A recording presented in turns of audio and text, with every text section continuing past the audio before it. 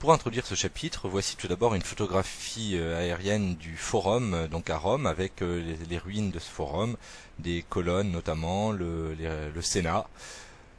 Également, on s'intéressera dans ce chapitre à la fondation de Rome, avec ici une statue de la Louve avec Romulus et Rémus.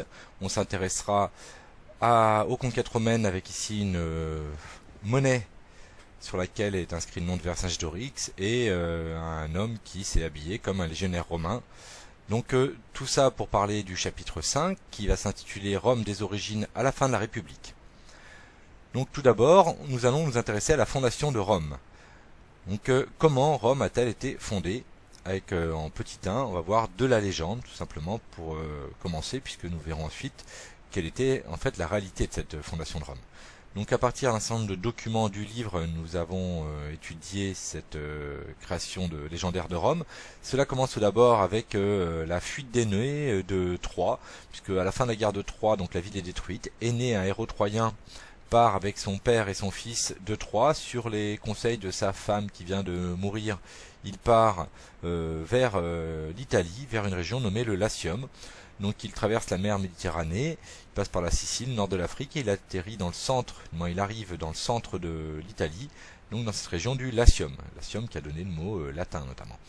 Donc arrivé dans le Latium, d'après Virgile, il rencontre le roi troyen auquel il demande une terre pour s'installer.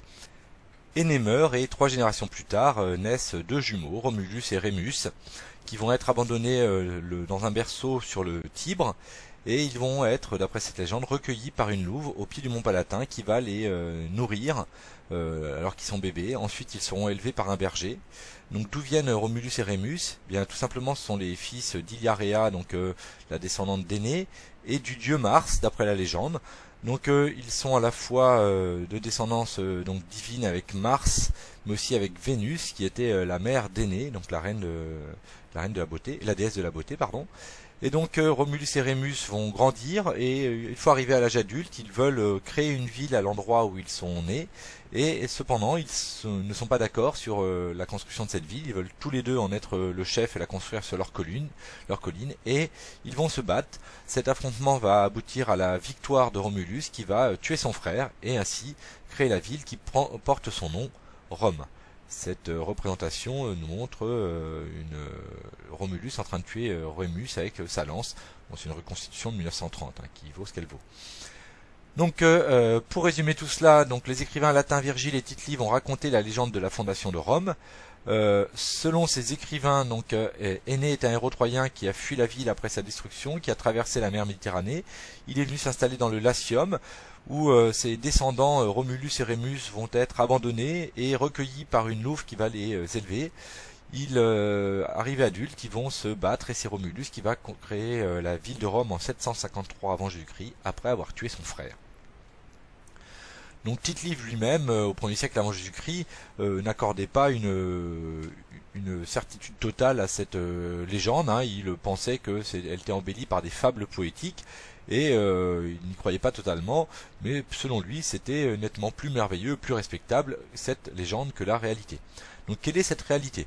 Bien, cette réalité, on la voit grâce à cette reconstitution réalisée d'après des découvertes archéologiques, donc reconstitution de la colline du Palatin au 8e siècle avant Jésus-Christ. Or, qui voit-on? Eh bien, on y voit des cabanes en paille et en bois et en terre, cabanes très très modestes qui correspondaient très certainement à des cabanes de bergers qui vivaient sur le mont Palatin. Donc la réalité, comme on le voit, est nettement moins merveilleuse que la légende, puisque au 8e siècle avant Jésus-Christ, le site de Rome n'est qu'un village de bergers latins. Alors au 7e siècle avant Jésus-Christ, l'Italie est dominée par 3 peuples principaux. Tout d'abord les Carthaginois, qui dominent donc déjà le nord de l'Afrique, mais aussi les îles de Corse, Sardaigne et une partie de la Sicile. Les Grecs qui ont colonisé tout le sud de l'Italie, notamment avec la ville de Syracuse. Et au nord de l'Italie, un peuple à la civilisation riche et très développée à l'époque, qui sont les Étrusques. Les Étrusques ont conquis une partie du centre de l'Italie et notamment ils ont conquis des territoires appartenant aux Latins avec le site de Rome. Donc ce sont d'ailleurs les rois étrusques qui sont les véritables fondateurs de la ville de Rome, puisque des rois comme Tarquin l'Ancien sont à l'origine de l'assèchement des marais du Forum avec la création de vastes égouts. Le roi Servius Tullius a créé la muraille qui entoure les 7 principales collines de la ville, et acte plutôt fondateur réellement de cette ville. Donc on le voit sur ce plan de Rome à l'époque, les 7 collines entourées par la muraille antique de Servius Tullius, avec les 2 principales, le Capitole et le Palatin, la Cloaca Maxima, c'est-à-dire le grand égout d'assèchement qui emmène l'eau du Forum vers le Tibre. Donc voici ici une photographie des restes du mur d'enceinte de Rome de Servius Tullius et des restes de la Cloaca Maxima. Donc pour résumer et terminer, vers 600 avant Jésus-Christ, le Latium est envahi par les rois étrusques, qui sont les véritables fondateurs de la ville. Ils créent notamment une muraille et des égouts dont on a conservé quelques restes. Rome est construite au bord d'un fleuve, le Tibre. Elle contient 7 collines, dont le Capitole. Fin de cette première partie.